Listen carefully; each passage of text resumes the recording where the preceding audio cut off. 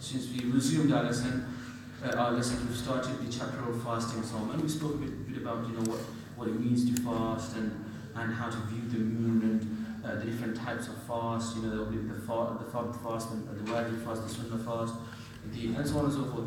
And today, inshallah, and because we sort of moved on quite quickly, inshallah, today we'll be covering things that invalidate the fast, mufsidat as-sawm, things that make your sawm, your fasting, invalid and destroyed, and some of them require. So there are different types of sawm, or different types of things that invalidate your fast. Some of them require kafara. So alongside with making up your sawm, your fast, keeping on another day, you need to also give a certain amount of money as charity. We'll learn inshallah. First of all, it's page number 130, things that invalidate the fast. Actions for one who is fasting are divided into four categories. Actions for one who is fasting are divided into four categories. Actions for one who is fasting are divided into four categories. Those actions that require makeup as well as expiation. Those actions that if you do while you're fasting, they require you to make that fast up outside of Ramadan in another day, and also an expiation, a kafara. And we'll find out what kinds of expiations there are. That's not type number one. Type number two, those actions that require makeup without any expiation, without any kafara. So the first type is those types of actions which require you to make your fast up as well as paying a kafara. And second type is those that require you to make it up without paying any kafara. Number three is those that require nothing and are not disliked. So there are certain actions which if you do, there is no problem. And they're not disliked as well, it's completely fine for you to do. And then four is those that require nothing yet are disliked. So meaning your fast is still valid, you shouldn't do these things. It's disliked, it's makruh for you to do these things while you're fasting. The first type, number one, those actions that require makeup as well as an expiation. What are these actions? What are these things that if you do, you need to make up your fast as well as an expiation? Now it refers to Ramadan. If one eats or drinks something of nutritional value, meaning something that gives you energy, something that's got something not dirt or not, for example, ashes, but something of nutritional value. So if someone eats something or drinks something of nutritional value, something customarily eaten, so that's another way of understanding it, something that's generally classified to be food or drink, or something for medical purposes, or if one has intercourse in either of the two passages, on purpose, then he must make up the fast as well as perform expiation, kafara. So let's read that sentence once more. Now this is the first type of actions which break your fast. And this is the most severe type because it requires for you to make up the fast as well as pay an extra amount, a tax or a fine and a kafara. If one eats or drinks something of nutritional value or something for medical purposes, or if one is with their partner, then he must make up the fast as well as perform expiation. Which is expiation. Now kafara is three stages or three types of kafara, and they are in order. So if you can do the first one, you do the first one. If you can't do the first one, then you go to option two. Let's find out what it's talking about. Perform expiation, which is to number one, free a slave. If you were living in early on in history and you owned slaves, then your kafara for missing a fast in this particular manner would be to free a slave. Now if you were someone who did not own, and that's all of us now, who does not own a slave, then he must then if he does not have a slave, he must fast 2 consecutive months. Okay? So for missing one fast in Ramadan in this manner, which is intentionally by eating or drinking or by being with your partner, you need to not just make up the fast, but also as a form of kafara, you need to either free a slave, and if you can't do that, then what do? You need to fast 2 consecutive months. Meaning if you were to break one fast in the middle, it's not consecutive anymore. Your kafara is not complete. So, and even if one was to do that expiation, even after that, the thawab, the ajr, the reward of fasting one day in Ramadan is still complete. Because Ramadan is that special. Is that valuable? The reward for fasting in Ramadan is that much. And then if you can't fast for 2 consecutive months for whatever reason, if he is genuinely unable to fast for 2 months, then he must feed 60 people a half sa', which is 2.2 kgs in our current calculation of wheat, or give its equivalent monetary value to each person. So 60 people. Now, for example, we don't have a slave. We can't, or for some reason someone in the community can't fast for 2 months because of a medical reason, because of a genuine reason. Now, for him, the next option is that they need to pay 60 people, they need to feed people 2.2 kgs of wheat or its monetary value.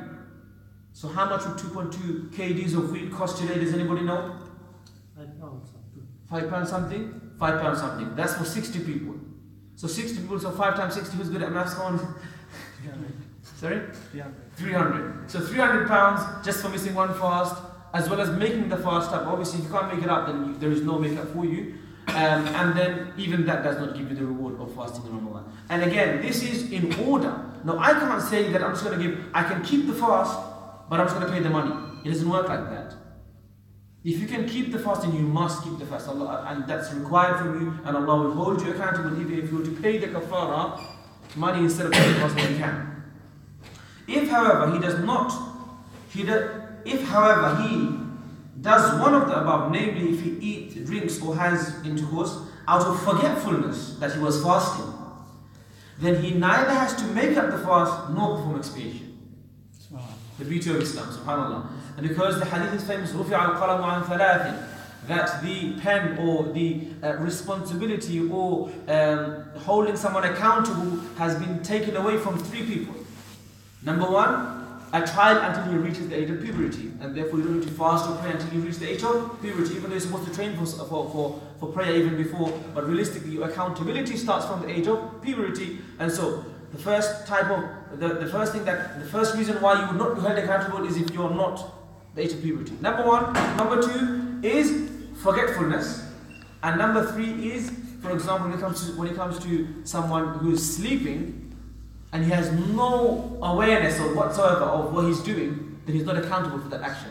So even if he was to swear at someone completely unknowingly, then that's not holding him accountable because he's sleeping. Also, another hadith, you find madness or someone who's lost. Point being is that if you do any of these things out of forgetfulness, now what kind of forgetfulness are we talking about? The forgetfulness here is talking about you forgot that you were fasting, not that you forgot that this action breaks your fast. Does that make sense? You forgot that you were fasting, not that, hey, I forgot that eating. I remember I'm fasting, but I forgot that eating breaks it. If you forget that you're fasting, then you eat, then in that case, there's no harm. You just carry on fasting as normal. Now that's the first time. Now second time, those actions that require a make-up without any expiation. So you just make the fast up without any kafara. Use of a suppository, I think that's what you say. It's a type of medication which basically is used in one of the passages, exit passages, and it's used as a medication to allow for people who have constipation and other kind of illnesses. But if you use something like this and the whole medication is used completely and it disappears into your body, then in that particular scenario you'd have to make that fast up, but there is no kafara for it because of a medical reason. Now, you've understood that one, yeah? Number 2 is something not normally eaten, nor used for medical purposes, like dirt reaching the body's cavity. Accidentally or knowingly, somehow, some dirt, some clay, something that has no nutritional value, will not fill you up, nor will give you any energy, it's just dirt. Reaches your body, inside the body's cavity, inside of your body. In that kind of scenario, there is no kafara, but you need to make that fast up. Does that make sense? Number 3, accidentally swallowing water while rinsing the mouth. Hold on. We're not saying forgetfully swallowing. Forgetfully swallowing, there's nothing. But accidentally, you know you're putting water into your mouth. And while you're doing your gargling and stuff like that, it goes inside. Accidentally swallowing the water while rinsing your mouth, you need to make that fast up. So forgetfulness and accidentally swallowing is 2 different things. You with me so far? being coerced to break one's fast. Someone forced you to eat something. There is no kafara for you, because of course that wouldn't be fair on you, but you need to make a break. Eating even intentionally. Now here, this is a bit of a tricky mas'ala here, and you're going to probably think what's going on. Here, and I would prefer not to read this particular mas'ala because it's a bit complicated, but we have to because we're reading the text. We can't just run away. Eating, even if intentionally, in the daytime, for a fast in which the person did not make intention before Fajr. What does that mean? What he's saying to you here, and this is, I have to actually sort of revise with another friend who's much more knowledgeable than me, and he done a bit of research about it. The point being is, they're saying to you that for Ramadan fast, if you did the intention from before Fajr, from the previous night, and then broke it, and then broke that fast intentionally, then you would need to make the fast up and do kafar. But this particular text is saying to you, if however that intention was not made the night before, rather on the day, then you broke that fast, then this is one opinion that it's being mentioned even with the Hanafi school. This is one opinion mentioned here, that if you make the intention on the day, then break it, then there is no expiation, there's no kafara, you just have to make up the fast. Now this particular opinion is a rare opinion, or is just one of the opinions in the madhab. Khalas? It doesn't mean that's what you do. It doesn't mean that I'm going to make the intention every day after Fajr. It doesn't mean that. And every day I'm going to break it, I just have to make up another. If you were to plan, intentionally do this, then that's also planning, and Allah knows that, and therefore your responsibility is not just that. This is one opinion mentioned in this particular text, other texts say differently, and we discredit it because it's a part of the text that we're reading. Ejaculation due to touching or kissing. And for those who understand what that is, generally, this is just talking about without intention of being with the partner, without intention of intercourse. It's just accidentally, basically. Okay? Not while you're sleeping, while you're awake. If you're sleeping, then there's nothing. So due to touching or kissing, then this just requires for you to make up the fast without having to give kafara. Someone pouring water into the body cavity of a sleeping person.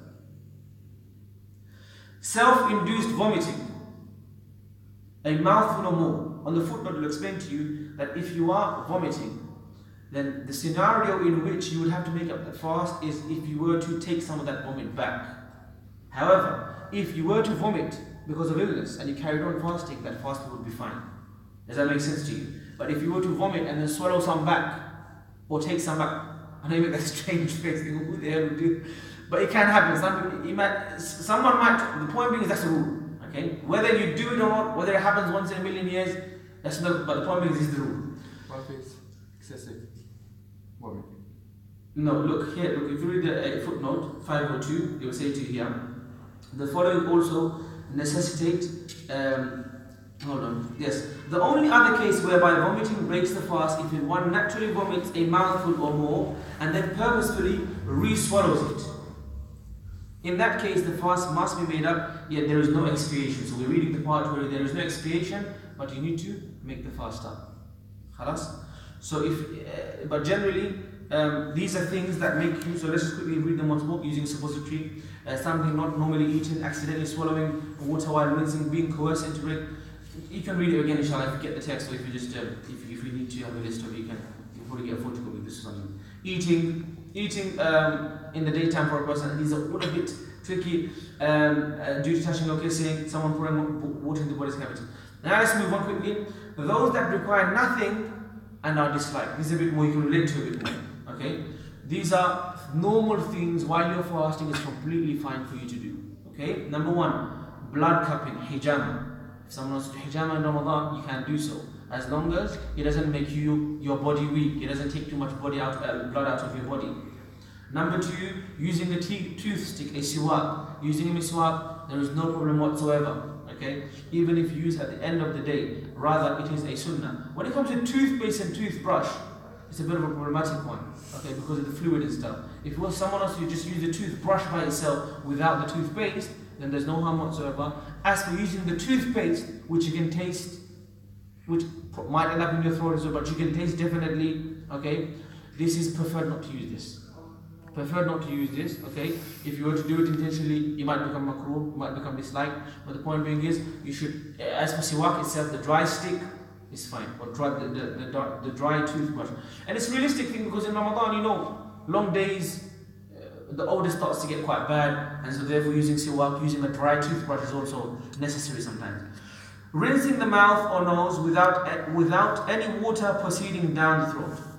So rinsing the water in the mouth, you might think, hey, I'm fasting, I might have to put water inside my mouth. Yes, you are. Placing a wet garment on one's body or taking a bath due to heat. These are all fine things. Kind of common sense, but again, you might think, hey, you know, I'm fasting, I might have to put water inside my mouth. But for rinsing, for wudu, stuff like that, it's completely fine. Those that require nothing yet are disliked. Some actions, you don't have to do kafara for it, you don't have to make up the fast for it, but it's makruh, you shouldn't do it, it's disliked. If one tastes some food or chews on it, tasting some food and chewing on it, now you're not taking anything in, okay? It's disliked without swallowing, without a valid excuse, or if one kisses his spouse while not feeling secure from it leading to other things, just the kissing itself, it is disliked. If, however, one feels secure from engaging in intercourse or from anything else due to kissing, it is not disliked. Point being is, if you're fasting and you want to give your wife a kiss on the forehead, give a hug, these are all fine things. Okay? And the footnote will explain to you as well that taking your garments off and then being together, that's disliked because of what it can lead to. The following actions are recommended mustahab for one fasting. So a bit more, you know, come to the pros now. Let's think about something you can do or you should do to increase the reward of your fasting. To have a pre-dawn meal, suhoor, due to the blessing therein, even if it's just a sip of water. A lot of us miss out on this barakah. A lot of us think, hey, I'm just going to eat something before I go to sleep, a banana or something, and then I'm just going to wake up in the morning and carry on. But try to have suhoor. I know it's probably difficult because of, you know, timing and all of that, but suhoor is a very mubarak thing. It's sunnah, it's mustahab for you to have it, and so therefore try to take part in suhoor, whether it's be just a sip of water, banana, dates, cereal. For us, obviously, it's a lot more than that. Rice, mango, cream, the whole lot. To delay the suhoor until shortly before Fajr, meaning make your suhoor towards the end of suhoor time, but making sure that it's not in Fajr time. Does that make sense? So making sure it's shortly before Fajr, yet while being certain not to swallow anything after Fajr enters. You might say to me, hey, what are you talking about? It should be a safe. No, but to delay the suhoor until the time that it's allowed for you to, so that you have more energy for the day, so that your fast is essentially shortened. These are things that mustahab. But you have to make sure that you're not eating at the beginning of suhoor time. So what you would do realistically is, because we've got so many calendars now, so you've got one calendar from our mosque, Darul Ummah, you might get another from Muslim mosque, you might get another from Full Mosque. What you should do realistically is go for the one that stops quite early. Then obviously that's within the degrees, right? 18 degrees, the 12 degrees that we follow. Obviously, if you're going to be even more safe and go over the 18 degree thing that we spoke about a long time ago in our lessons, then the brothers that stop fasting at like 1:30, mashallah, obviously they're doing it for good intention, and so therefore Allah subhanahu wa ta'ala will reward them for their intention.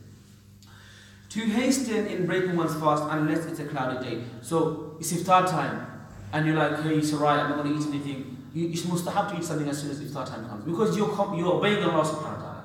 Allah said stop eating them, start eating them. I'm eating because Allah said so. This in itself mustahab, a good action. Iftar and suhoor, these are all blessed things to do. The following actions during the day necessitate withhold imsak from anything that would vitiate or destroy the fast for the remainder of the day, i.e. it is mandatory wajib to do so. Let's read that once more. The following action during the day necessitate withholding imsak from anything that would vitiate the fast, meaning you need to carry on with your fasting. Am I saying it right? No. For the remainder of the day, i.e. it is mandatory wajib to do so. If one breaks the fast, whether accidental or on purpose or under coercion, if you break your fast accidentally, doesn't mean it's a free fast now, you just do whatever you want. No, you need to carry on fasting. Or even on purpose, you broke your fast, but then you thought, you know what, I'm doing this wrong, so you carry on. Even under coercion, someone forced you to eat. Doesn't mean, yeah, it's alright now, let's go to the restaurant. No, you should still keep the fast. And then whatever comes, whatever rules and regulations, the kafara or the making of the qada, you should carry with it. If a traveller arrives to his place of residence and was not fasting on his journey, since if he were fasting, then he must refrain. He must remain fasting. So meaning, if you have a traveler arrives to his place of residence and was not fasting on his journey. So in this particular scenario, you just came into a town, he wasn't fasting because you're traveling, then you just carry on as you are. You don't just all of a sudden, sorry, hold on. If a traveler arrives at his place of residence and was not fasting on his journey. Okay, what we're going to do is we're going to stop at the previous chapter, because actually didn't read this part properly yet. So we'll just leave it there and then we'll carry on from there next time, inshallah, so that we avoid any errors or any mispronunciations or anything like that. Okay, and then we'll go to exemptions for fasting. Do you have any questions, anybody? If someone make intention is Ramadan time, is fast beginning of Ramadan, then he is breakfast like he said earlier, then no, he didn't any koza or farak things. Then how can you make the fast again? Because he make intention before Ramadan, but one fasting is like one day he's just broken his fast. But how does it work like his fast is? What do you mean? So he broke his fast, one of the fasts in Ramadan? He didn't need, because you say after Fajr, before Fajr he should make the intention. Yeah, but he didn't. So when it comes to intention, we said that there are different types of fast, okay? And some of them you need to make sure you make the intention from the night before. And some of them you need to make sure. So for example here, all three types of fasting require intention. The following types of fast require intention and specification of type of fast, as well as that the intention be made previous night before Fajr, yet after Maghrib of the previous day. Number one, qada. Number two, qaza of Ramadan, making it up. Make up for voluntary fast. So you broke a voluntary fast, now you want to make it up again. You need to make sure the intention is made the previous night. Fast of expiation, kafara. Unspecified vows. You made like a promise to Allah that I will fast on a certain day, but you didn't say which day. So you need to make the intention of the previous night. Now the following type, now is the next type. These ones, you don't need to sleep with an intention. You can make the intention in the morning. So what are they? Following types of fast require neither specification of type of fast, nor that the intention be made the previous night before Fajr. Rather, the intention may be made any time from the previous night until Dahwatul Kubra, which is before noontime on that day. The number one is Ramadan fast during the month. So for Ramadan fast, yes, it's good to make the intention the night before, but if you didn't and you did it on the day when you woke up, it's still counting. You don't have to do it from the night before. Specified vows. You made the intention that on the 25th of February I'm going to fast. When 25th of February came, you don't need to reinforce that intention from the night before, because it's already specified that date. On the day, on 25th, as long as you did it before noontime, it's fine as well. And also voluntary fast. Voluntary fast, what does that mean? I want to fast any day, Wednesday, Thursday. Okay? Voluntary fast, I don't have to sleep with an intention. I can wake up in the morning and say, I'm not feeling too hungry. I'm just going to fast for that day. Does that make sense? Is that clear now? Okay. Any other questions? I'm holding for no questions, but go on ahead. I have three, but I forgot one. Okay. So, like as usual, if I can answer them on the spot, I will. And if not, I'll take a note and then we'll come back to it next time, inshallah. Go ahead. So, it's just out of interest. Where on the four rulings does the smoking come in? So, why should you not smoke when you're fasting? Which ruling is specified to address that? So generally, when you say because it's consummation of anything from your orally. That is not nutritional. But that would still require, and again this will be ikhtilafan, you would still need to make it up. Yeah. So even if it's of no nutritional value, even if it's, for example, for argument's sake, if it's dirt, okay, it has no purpose. It's not benefiting you in any way, shape, or form. Even that would require for you to do qada. As for smoking, it is something that you're taking in. Mind you, there is some people that are arguing that this wouldn't require, but we don't go with that. Generally, we say that it is consumed through the mouth. You inhale it, okay, and it does benefit you. Even though it doesn't have any nutritional value, it does benefit you. It basically serves the purpose of quenching your desire of your addiction, of your nicotine that you take in. So these are things that you actually physically benefit from smoking. So you do take in nicotine literally. Besides that, even if you were to argue that, hey, there is no nicotine, it's just a vape, for example, it's just something, it's just shisha. Even then, you are still taking something of no nutritional value, which will still require for you to qada at least. So is that like a bit like Vicks then, if it's got a value of health benefit to, I don't know, inhaling? But inhaling is something else. Inhaling, if it's through nose, if you're inhaling Vicks vapor or Vicks smell, that's not a problem anyway. We're talking about asthma pumps. We're talking about actually putting smoke, fluid, moisture, or anything directly for the intention of putting it inside your body. Does that make sense? Taking smoke through the nose. It's still going in essentially through your throat. It's still the same passage. Whether it be nose or mouth, it's still through your throat. Why do I say through the throat? Because if you do through your ear or through the eyes, for example, eye drops, they don't break your fast. But it goes through your throat. Sometimes you take eye drops, you can taste it. But that's fine. But the point being is where it's going in from. Now, obviously, these are all legal discussions, and we can probably go scientifically and say, hey, even the whole body is connected. You know, even if you say, for example, someone was to on the skin. When I put some oil into my skin, that goes under the skin and it affects my body and so on and so forth. But the point being is, certain things are specified, you know, and وَكُلُوا وَاشْرَبُوا حَتَّى يَتَبَيَّنَ لَكُمُ الْخَيْطُ الْأَبْيَضُ مِنَ الْخَيْطِ الْأَسْوَدِ مِنَ الْفَجْرِ. Yeah, that the fasting is when in the adillah, when the evidence is mentioned regarding fasting, it speaks specifically of certain things that you need to stop. Eating and drinking, which is generally defined by anything consumed through the mouth. Because eating and drinking generally will take you through the mouth. Nose even, where does it take it up to? It takes up to here, right? And then eventually goes through your throat anyway. So even for someone that's in a coma or paralyzed, it doesn't actually, the pipe does not go all the way into, say, for example, the intestines. And even if it did, you're still taking it inside your body through the passages. So that's the point. As for, say, for example, like other things like vapor, even bukhur, though there might be debates or like you want to be extra careful, realistically, if you read the footnotes of this book, it's actually quite well explained that these things shouldn't break your fast. Suppository, which is basically in the other angle, like why does that break your fast? What's up with that? I mean, even though you're not taking it through the mouth, why should you say? Because again, it's actually inserting something into your body which is disappearing, and the condition of disappearing is there.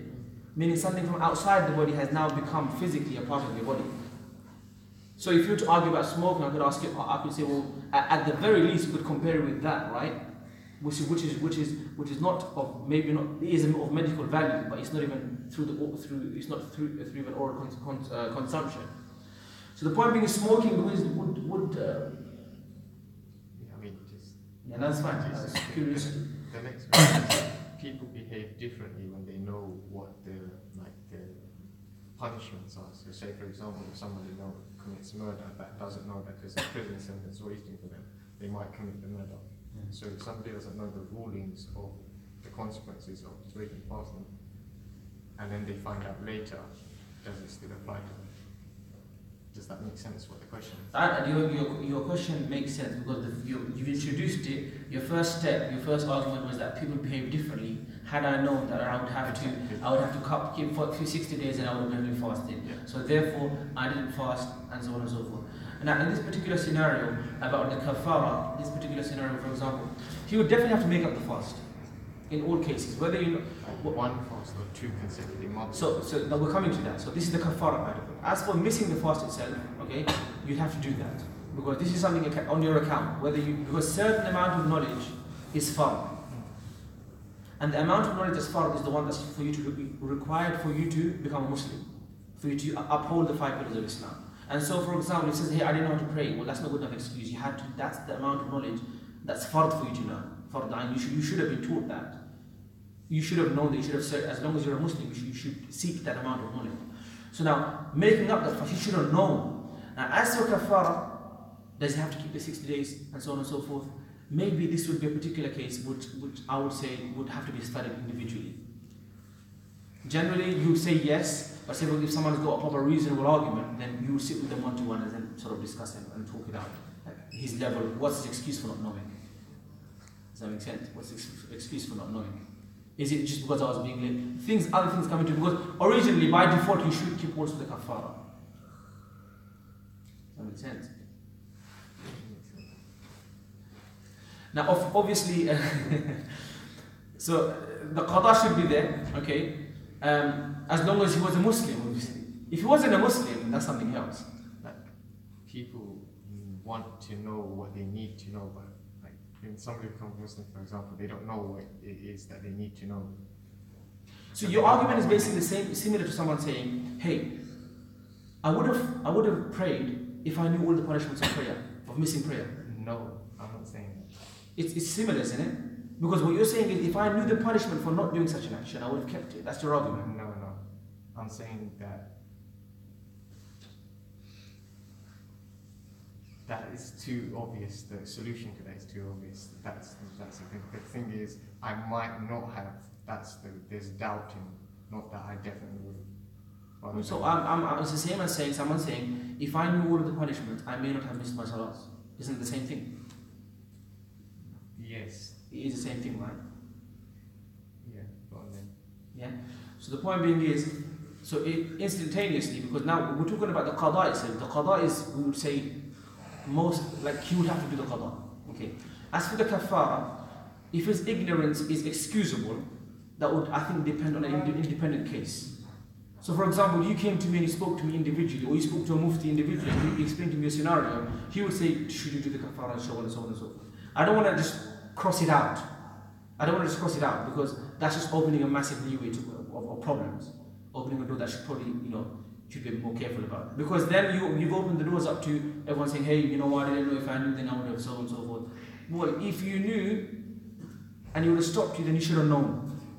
That argument is there as well. Because this is the far amount of knowledge that would have stopped you from disobeying Allah, from doing something that's haram, which is breaking fast. So that lack of knowledge, it depends, it's relative. Is it by option that you didn't know that kafara is such and such? Or is it because of your scenario, because you're stuck somewhere in like Amazon forest or something? But that's true, but even here, how many people knew the four rulings, or the rulings here, and we are all here? Does that make sense? So generally, for example, yes, so now if you take our example, yeah. If you told me today that, brother, listen, I didn't keep my fast, I would say to you, you'd have to do both, because if you, as long as you fall into that category. Okay, especially because you're living in a Muslim environment. Now, if someone came to me like literally like out of nowhere and said, hey, I'm Muslim, I kept my fast, I live like somewhere in some like forest somewhere, and do I have to keep kafara? Well, we'd look at a situation realistically. But by default, we would say yes, because you fall into the category where you are baligh, you reach puberty, you are aqil, you are sane, you are not insane. You knew that you were supposed to fast. Okay, you knew that you're supposed to fast, and while knowing you're supposed to fast, you missed. Because while knowing something's fard, you missed, then the other side is applicable, as in the punishments are, or the kafara, or the expiation, and the things that you need to do to expiate for it, to make up for it, is also because you knew that it was a command of Allah subhanahu wa ta'ala. So I would say individual cases, but by default we say we follow the textbook. We follow what it says, that if you fall into that category, that's that. Okay? I have a question. So if elderly person has a major illness, and they have to take medication that 5 times a day. Yeah. So what happens to that, and they can't fast? What? Yeah, so they basically just give kafara, isn't it? They just pay the money. If you can't fast, then we're going to do this. Oh, sorry. Yeah. Well, someone asthmatic, is life-threatening. Yeah. She or he keep fasting. Then what should I do? Again, that's a valid excuse to miss fast you can give. If it's life-threatening. Now, if it's something like mild, so for example, you know that if I run too much, I'm going to have to take my asthma pump. So you have to be cautious. You stay stable. Entertain or cater for your fasting, right?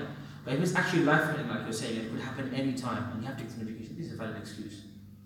But is kafara only you need to keep another fast? Or? You can't keep another fast because you would die if you were to keep another fast. So because you can't keep another fast, you keep kafara for it, right? Because if you're hopeful, now this is another thing, if you're hopeful that I'm going to get better in 2 months, then you need to keep it. Okay. You need to keep, you need to do the, so it's in order, like I said. First stage, I don't have a slave, so therefore I need to fast. Okay, I've got a medical condition, but hey, this medical condition is going to go away in say 1 week. Right now, I've just had an operation. I need to take 5 types of medication every single day until I get better. So in that particular scenario, you just wait until that time is finished. And if someone is old, frail, and we are pretty sure that he's not going to get better as well, and is physically not able to, or has got medication that he has to take ongoing, it's a lifelong, because there are different types of illnesses, isn't it? Yeah, that's what some are forever. Asthma is usually lifelong. Lifelong, yeah. But if for some argument's sake scenario, someone got punched in the chest and they think that after 1 month he'll feel better, and then he can fast again. I'm just saying, I don't know, I'm just saying, for some odd reason, the principle is, if you think you're going to get better within a reasonable amount of time, and you're not, it doesn't seem apparently you're not old age, those things which usually indicate death, like old age, extreme illnesses, then you should basically still fast once you get better. But if, for example, someone is terminally ill, someone is really old, we don't have hope that this person is going to get better and keep us fast, you should give kafar. Anything else? You talked about vomit. How with blood as well, if blood comes out, does that elevate the fast? So when it comes to blood, no, so we're talking about saliva with blood, isn't it? Yeah. So now if someone has to swallow,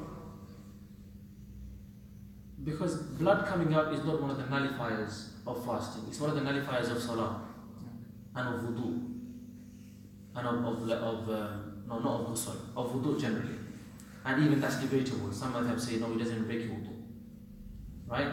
So generally you bleeding doesn't break your fast, okay? Because ashab Badr, people in Badr, they were doing a lot and they were still fasting. Badr was on the 17th of Ramadan. Yeah? Anything else? Okay, khalas, inshallah, we'll call it a day in that case. And next week we'll carry on from the following actions: and necessity withholding from anything that would vitiate the fast, which would destroy the fast. Okay, Jazakumullah khairan, may Allah subhanahu wa ta'ala accept from us all and give us the ability to understand and make our lessons a reason of understanding, love and unity, and not of misunderstandings and disunity.